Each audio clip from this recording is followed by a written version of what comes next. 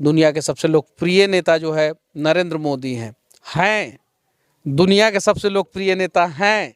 आप जाइए, बहुत सारा सर्वे हुआ है, उसमें नरेंद्र मोदी जी नंबर 1 पे हैं। और वहाँ पे जुड़ा तो मुझे इस बात का भी गर्व है। लेकिन कुछ लोग जो है चुनाव नहीं लड़ पाया तो उससे नाराज़ हुए, उनसे जो है मैं माफ़ी चाहता हूँ।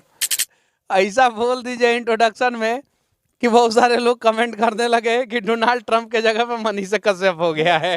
उसमें बीच में जो है एक रोड़ा के रूप में जो है तेजस्वी यादव काम करते थे, रोड़ा अटकाते थे। तो जब वो स्वास्थ्य मंत्री थे तो ज़मीनें नहीं मिलता था बिहार को, एम्स के लिए मिलता ही नहीं था। अभी जो है एम्स बनने वाला है। तो ये सारी चीज़ें हैं। और उसके अलावा जो है मैं कभी कभी कुछ बोलता हूँ तो होता है। सरस्वती माँ का आशीर्वाद कहिए या जो भी कहिए, मैंने बोला पुल गिरेगा पुल गिरा, सरकार गिरेगा सरकार गिरा। एम्स मैंने बोला था एक वीडियो में कि 2024 में किसी भी हाल में दरभंगा एम्स का उद्घाटन होगा। 2024 में दरभंगा एम्स का उद्घाटन हो रहा है मोदी जी के अथक प्रयास से। 24 में मैं चुनाव नहीं लड़ पाया, मैं इसके लिए मुझे अफसोस है।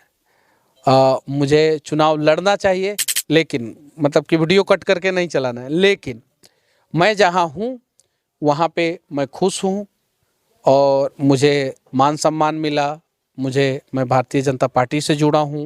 नमस्कार, मैं आलोक सिंह और आप देख रहे हैं बढ़ता भारत न्यूज। अभी हमारे समक्ष मौजूद है मनीष कश्यप, जो किसी नाम का मोहताज नहीं है। एक समय था कि ये ओनली बिहार, यूपी और झारखंड में फेमस थे और भारत के कौन कौन फेमस थे, लेकिन आज डेट में ये कहीं ना कहीं विदेशों में भी लोग इनको जान रहे हैं। विदेशों से भी इनके काफ़ी लोकप्रियता बढ़ते जा रही दिन पर दिन। तो अभी हम इनके आवास पे आए हुए हैं। बहुत बहुत आपका स्वागत है। बहुत बहुत धन्यवाद। ऐसा बोल दीजिए इंट्रोडक्शन में कि बहुत सारे लोग कमेंट करने लगे कि डोनाल्ड ट्रंप के जगह पे मनीष कश्यप हो गया है। मुझे मानना है कि विदेश में भी लोग आपको चाहने वाले हैं। विदेश में मतलब कि अगर पाकिस्तान, बांग्लादेश, नेपाल और इन 3 देश को अगर कंसीडर कर रहे हैं तो हाँ, जानते हैं। नेपाल में भी बहुत सारे लोग जानते हैं, बांग्लादेश में भी बहुत सारे लोग जानते हैं और पाकिस्तान में भी बहुत सारे लोग जानते हैं। हाँ, लेकिन मतलब कि है, अभी हम लोग अभी एक साधारण व्यक्ति हैं, अपना संघर्ष कर रहे हैं, अपना मेहनत कर रहे हैं और अपने संघर्ष के दम पे अपनी कहानी बनाने का प्रयास कर रहे हैं। पहले के मनीष कश्यप में और आज के मनीष कश्यप में क्या बदलाव आया है? मनीष कश्यप पहले जो था वही है, अभी भी तरीका बदल गया है। ठीक है, अब जैसे कोई आता था समस्या लेके तो बताइए, वीडियो बनाता था, डाल देता था। वीडियो डालने के बाद उनके समस्याओं का समाधान होता था। अब जो है कोई समस्या लेके आता है तो बताइए कहाँ फ़ोन करना है, फ़ोन कर देता हूँ। समस्या का समाधान अगर वैसे हो जाता है तो ठीक है, नहीं होता है तो वीडियो बनाता हूँ।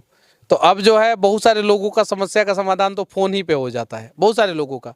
और जिनका फ़ोन पे समस्या का समाधान हो जाता है, चलिए ठीक है, चलिए। तो पहले जो है एक दिन में जो है वो 3-4 वीडियो बनाते थे, 3-4 लोगों के समस्याओं का समाधान, या जब पब्लिक मैटर पे बना दिए तो पब्लिक के समस्याओं का समाधान हो जाता था। अब जो है वो फ़ोन से ही जो है 20-25 लोगों के समस्याओं का समाधान करने का प्रयास करते हैं, फ़ोन से ही। गांव में जब आते हैं यहाँ पे, तो यहाँ पे चाहे बेतिया तो बहुत सारे लोग आते हैं, पटना ऑफिस पे भी बहुत सारे लोग आते हैं। तो जितने लोगों के समस्याओं का समाधान होने वाला होता है तो करता हूँ। हाँ, लेकिन उनमें से कुछ लोगों के समस्याओं का समाधान चाह के भी नहीं हो पाता है। प्रयास करता हूँ, फ़ोन करता हूँ, नहीं हो पाता है, क्योंकि संवैधानिक पद पे हूँ नहीं मैं, किसी कोई पावर है नहीं, और बस जैसा है वैसा चल रहा है और जिस हिसाब से हो सकता है उस हिसाब से लोगों का मदद करता हूँ।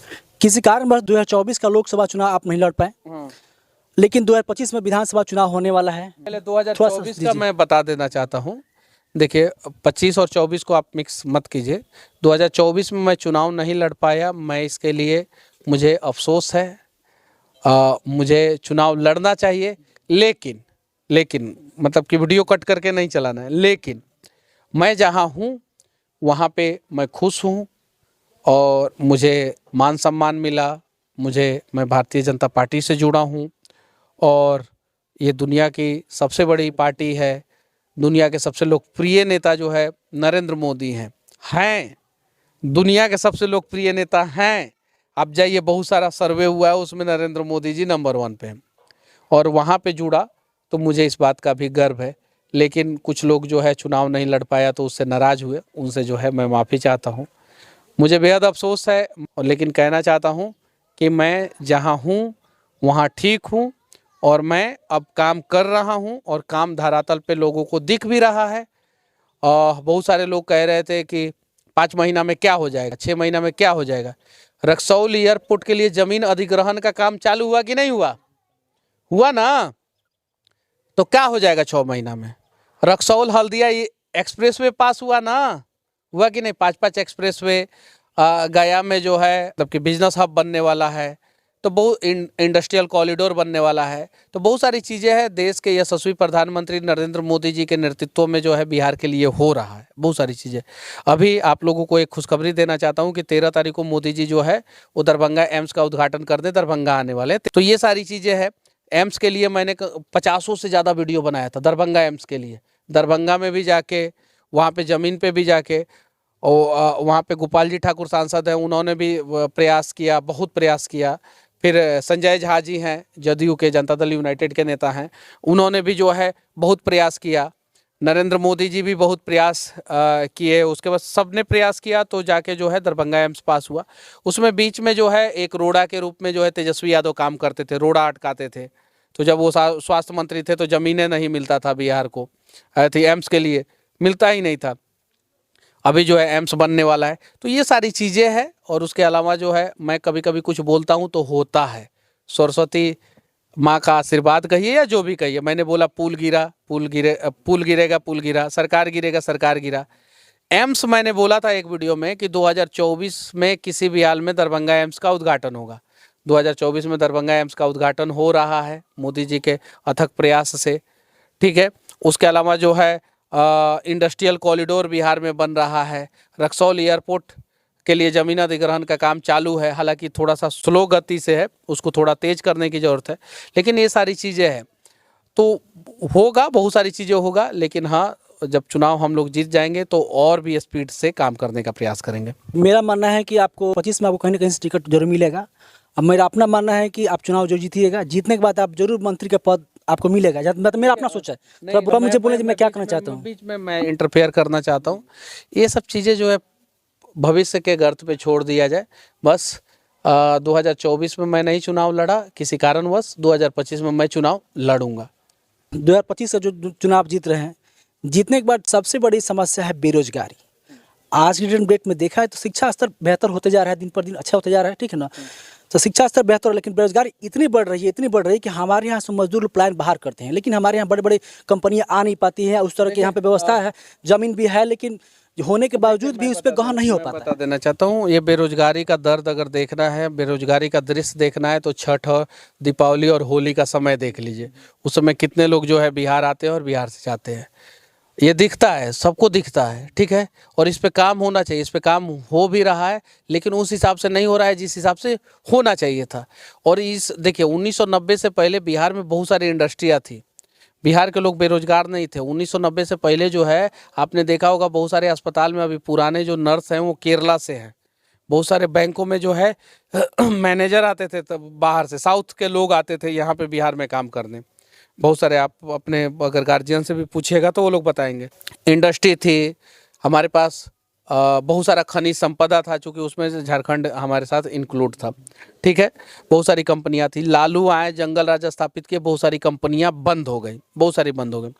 उन्होंने इतना गर्त में बिहार को वो लेके चले गए थे कि नीतीश कुमार जी को तो 5 साल लगा सिर्फ और सिर्फ जो है लॉ एंड ऑर्डर को दुरुस्त करने। 2005 से 2010 के बीच में वो हुआ। उसके बाद से सरकार 2010 के बाद से 13 के बाद से अनस्टेबल हो गई।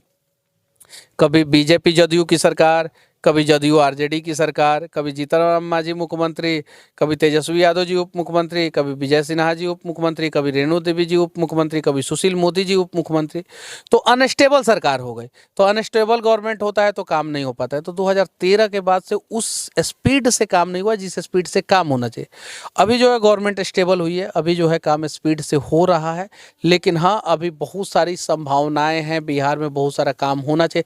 जैसे 5 एक्सप्रेसवे बन जाएगा तो मैं दावे के साथ कहता हूं कि 5 एक्सप्रेसवे से जो है बिहार का इंफ्रास्ट्रक्चर मजबूत होगा और बहुत सारे लोगों को रोजगार मिलेगा। जैसे पूर्णिया एयरपोर्ट, रक्सौल एयरपोर्ट, ये दोनों एयरपोर्ट अगर बन जाएगा, भागलपुर एयरपोर्ट की भी बात हो रही है, तो अगर पूर्णिया एयरपोर्ट, रक्सौल एयरपोर्ट अगर बन गया तो एयरपोर्ट पे भी बहुत सारे लोगों को रोजगार मिलेगा।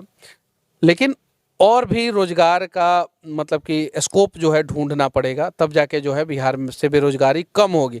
100% तो नहीं ख़त्म कर सकते, लेकिन हाँ उसे कम करने का जरूर प्रयास करते हैं।